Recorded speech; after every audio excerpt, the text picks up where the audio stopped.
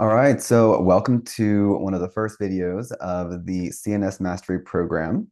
I'm going to be going over my process with an initial consultation, walking you through all the steps of my intake form so that you can kind of gauge what kind of questions I'm asking the client, the flow of the process, and ultimately what to start thinking about even before you start to take the client. Okay, so here we have my initial consultation note for a patient that I worked with a few weeks ago. She did a phenomenal job at filling out the forms and being very detailed and thorough. So I thought it was a really great example to work with. Not every patient is going to provide all of this information. And so you kind of just have to get good at asking questions or dealing with what they're willing to provide.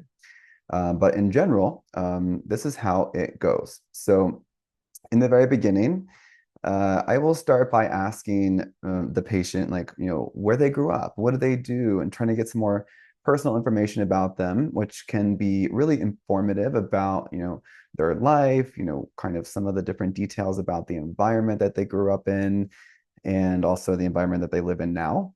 And it can also be good to kind of maybe gauge some of the things that you might have in common to build rapport and to kind of establish a personal relationship with them to some degree so that it's not all just a business transaction. And I find that that really helps with my ability to connect with my clients, to gain trust with them, and to ultimately help them feel more motivated to work on the protocols that we create for them. And so we're going to start with where they grew up, what kind of job they have, what does that look like, what kind of environment do they work in, do they have kids, do they have a partner, do they have pets? All of these things drastically impact their environmental health, their social health, their stress levels, those kinds of things. And so it's really helpful to know. I'm always starting to think like, are there maybe any signs of potential environmental toxicity like mold or dust or noise levels that could affect them? And so just good stuff to know. And then we're going to move into the medical background. So this is more diving deeper into what health conditions they currently have and where they all started.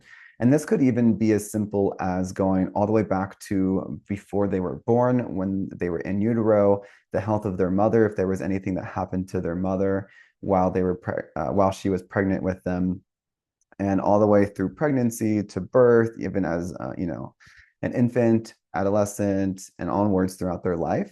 I'm trying to ask them, was there anything that happened? Did you get sick? Did you have any injuries? Was there anything that kind of stood out as it pertains to your health? And you might even start to dig a little bit for traumatic events, looking into the, situation that they were raised in, the type of diet that they followed back then. All of this can be really informative as to, what might have been a predisposing factor for their current condition.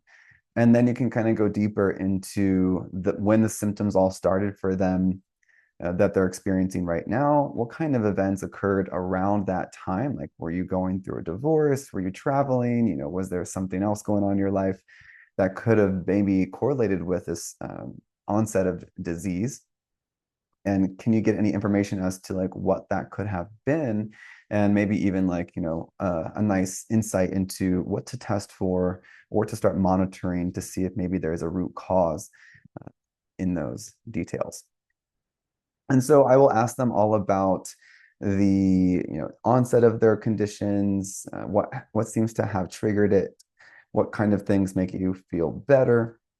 I might ask them about multiple timelines, like this particular patient, she had multiple kind of storylines going. And so we dove deep into each and every single one of them related to her gastrointestinal health, related to her food elimination process, related to her SIBO symptoms. And so it was helpful for me to gain insight into how each of these progressed individually, and then also maybe start to draw connections on how they overlapped.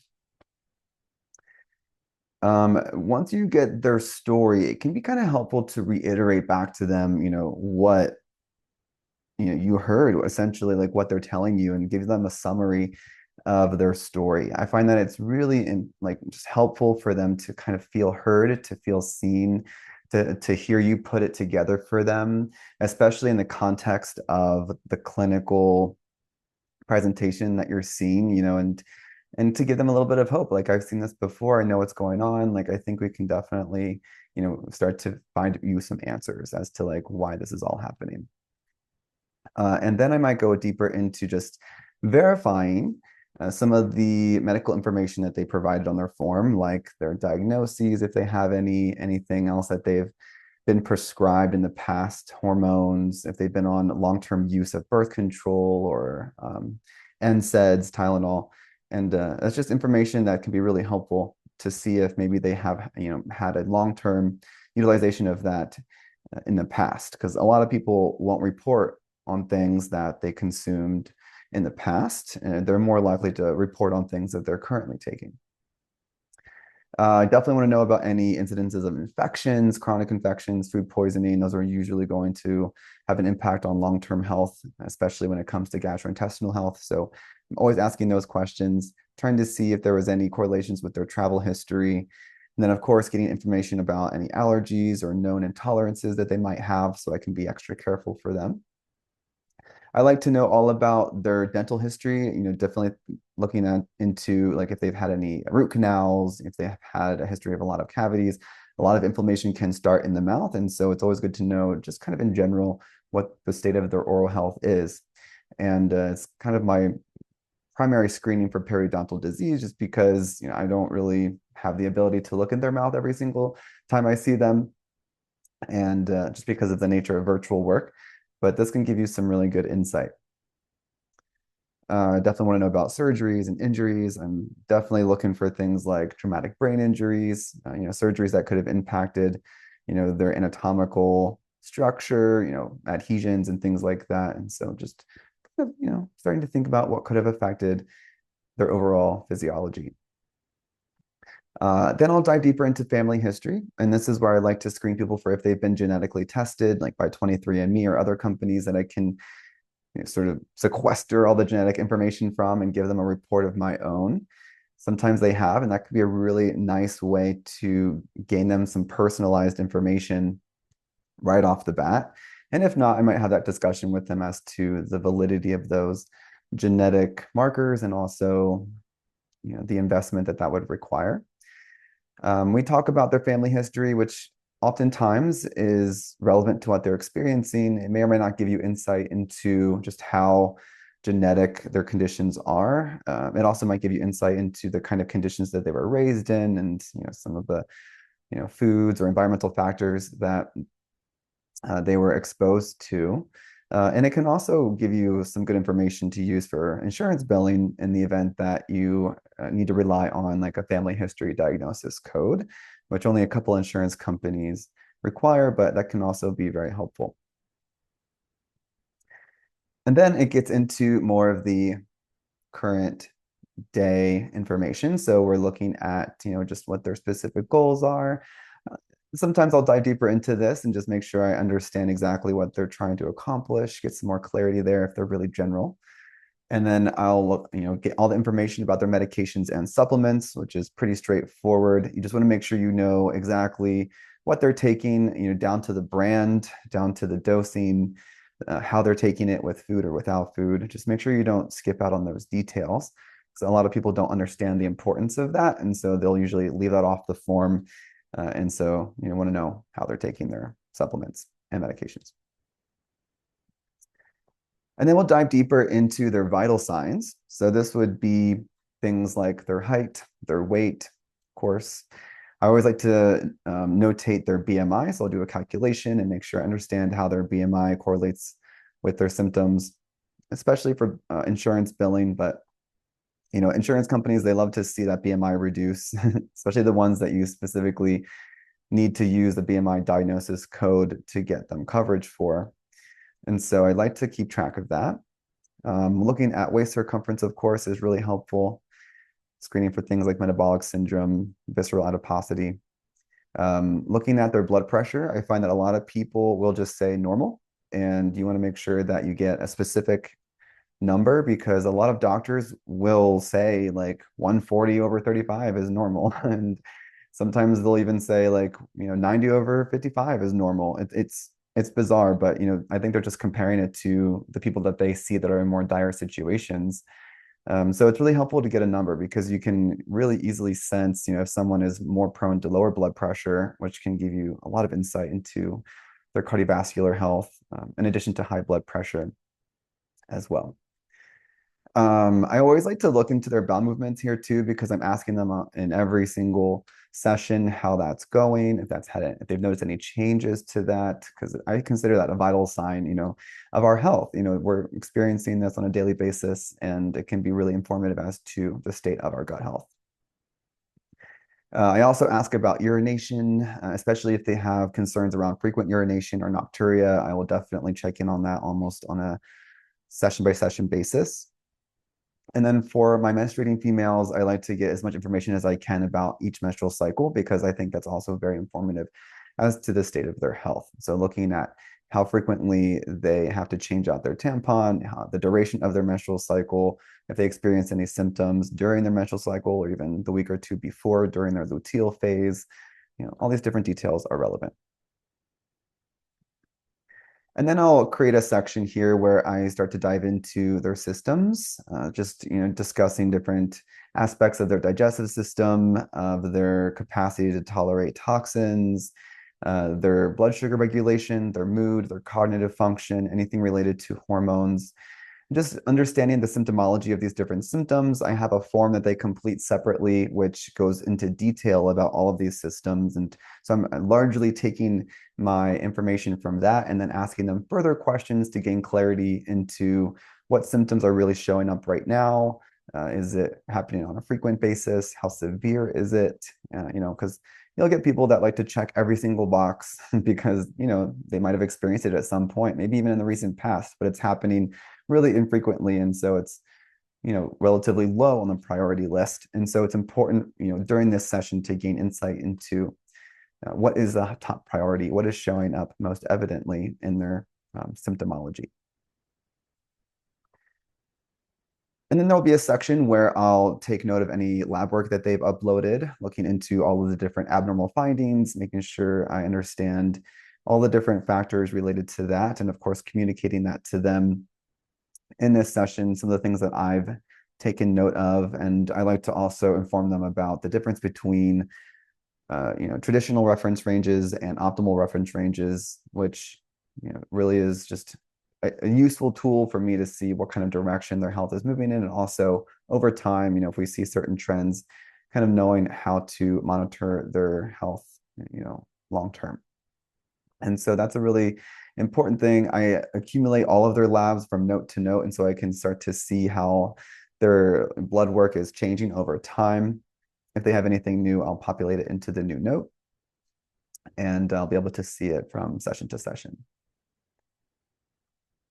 And then we go into their diet and lifestyle. So the diet is going to be very, carefully combed over. I like to spend a lot of time here really understanding if they have a specific dietary pattern, whether that is looking at, specific food, like specific fad diets like vegan or paleo or carnivore or keto. That's of course very important to know, but I'll also notate here different patterns in like how they're eating, like eating really frequently or eating late at night or maybe skipping meals a lot, those kinds of patterns that I think are relevant to their nutrition. I definitely want to look into foods that they're avoiding, understand why they're avoiding them. If they have adverse food reactions, I want to take note of that here and kind of keep track of that. Sometimes clients are already in the process of an elimination diet, and you want to start to take note of the foods that they're reintroducing, how they respond to that, and also the foods that they have bad reactions to and what symptoms they experience, so you can start to kind of draw connections between their physiology and those foods. I think appetite is also very important to check in on. A lot of people, think that their appetite is normal, and they aren't really eating a lot. And so you have to kind of really dig and be like, do you really feel like a desire to eat? Do you feel hungry after 3 or 4 hours? What is your relationship with food, and how does that look from an appetite perspective? I think that's something a lot of people struggle with. I get a lot of people that are under eating, and I find that they generally have a lower appetite, either because they aren't exercising a lot, they're stressed out frequently, maybe they're nutritionally deficient in a lot of things, and that has just you know, physiologically reduced their appetite. And so these are the things I'm looking into to try and understand, how to get someone to eat enough. And there's different ways that we can stimulate the appetite if it is too low. And then there's also people that have a voracious appetite, where they, might struggle with cravings a lot. And so that's where I'll take note of that and try to understand the patterns of those cravings. And you can really dive into the weeds with cravings too, especially sugar cravings, the time of day, the, triggers that they experience, the different types of cravings for various foods, fruits, vegetables, they can, indicate certain nutritional deficiencies. And yeah, so that's definitely something I like to spend some time on. And then we'll look into their 24-hour recall. So this is just basically having them try to recall what they ate for breakfast, lunch, and dinner. They might not be able to recall every single meal the day before, or the day before might not be relevant because they were on vacation or they forgot to eat breakfast that day. And so I'm trying to get a sense of what a typical day looks like here. If they come back and say that every day is very different, then I'll be like, okay, well, just maybe give me some examples of things you have eaten. And then we can kind of gauge like what type of meal preparation routine they're on, like what type of foods they're gravitating towards, what is their relationship with these meal times. You'll find that some people eat just a couple meals a day, some people eat all throughout the day. And so this is a great way to kind of see their daily routine and how it typically stacks up. Now, to get information about their food intake beyond just a simple 24-hour period, I do incorporate a food frequency questionnaire as well. And this is where I'm looking deeper into specific foods that are really high in nutrients that I use quite frequently. So things like bell peppers, which are super high in vitamin C, different kinds of cruciferous vegetables, which are great for detoxification, vitamin C, vitamin E, all those good nutrients. Hardy greens, which are super great for alkalizing minerals, potassium, calcium, magnesium, even iron, and insoluble fibers. Carrots, which are obviously very good for vitamin A intake, and a couple other vitamin A foods. Asparagus, which is important for folate intake and fiber. And so just based off of the nutritional content of some of these foods, I can kind of start to see where they might be deficient in. And really, they should be getting all of these at least once a week, if not multiple times a week, in my opinion. And so when we see that their responses are lower in those cases, that's definitely a good place to start. I will oftentimes go over this with them and explain to them why I've chosen each individual food group here, what the value of it is, and what we ideally want to shoot for. And of course, that is completely dependent on their tolerance for these types of foods. Sometimes they don't, or they're not in the right place to start increasing vegetables or beans, if they have, gastrointestinal issues or food intolerances. But it's important for them to know, the value of these foods and, to ideally shoot for that at some point in their future. And then you can also see here a little bit more about the relationship with more, unhealthy foods like fermented foods, sweets, deep fried foods. That can be really helpful to see, just how frequently they're consuming those inflammatory foods. Fluid intake is, of course, very important, and a lot of people have a hard time focusing on fluid. And so I really try to encourage them to consume at least 64 ounces, if not 80 ounces. And if they're really small, maybe a little bit less is okay. But I'm always trying to give them the sense that all fluid does count, but we do want to shoot for anti-inflammatory fluids like filtered water, things like green tea, low sugar kind of things. Definitely want to get a sense of their alcohol and caffeine intake. I screen for gum here as well, just to see if, they consume a lot of FODMAPs, which can be, the artificial sweeteners in gum. There's a couple other things in gums that I'm not super fond of, and some people chew that a lot. Their oils, their meal preparation routines, so you can get a good sense of like what kind of stores they shop at, what kind of appliances they're using on a regular basis, and then generally whether they're cooking from meal to meal. Do they prep ahead of time? Like where on the spectrum of meal prep are they, and are they really paying attention to what they're eating, or are they kind of just ad-libbing and going with the flow? And then we'll look into physical activity. Physical activity is, of course, going to cover things like exercise, which can often be walking, it can be going to the gym, strength training, cardiovascular exercise, whatever kind of exercise they're doing. You want to get a sense of how frequently they, go or how frequently they partake in that workout per week, the minutes that they spend doing that. And if you can get more details on like specifically what kinds of exercises they're doing, their rest intervals, all those different variables to really see how structured is their workout routine and is it really conducive to conditioning, to strength building, to weight loss. Flexibility, always trying to encourage them to stretch more, especially if they work out frequently. And then we're going to look into their energy expenditure, calculating their BMR with the Mifflin-St. Jeor method. And then I will calculate their total energy estimate based off of how much they report to me that they're exercising, or if they're using an Apple Watch or something similar, and they can give me data on their active energy expenditure, I will use that instead. We'll dive deep into their sleep quality, looking into when they go to bed, when they wake up. Do they wake up frequently throughout the night? Do they fall asleep quickly enough? What kind of issues are they experiencing? And generally, what is their sleep routine? Psychosocial, this is going to look into their perceived stress rating. I'm always trying to gauge like what their overall stress levels are. I've even started to ask like, what is your highest level of stress? Because sometimes they just have a couple of days where they have a really high peak, and how frequently does that happen throughout the week? That's an important question to ask because they might be in a really good mood that week, but over the last couple of weeks, they might have had some serious spikes in stress. And that can be important to keep in mind.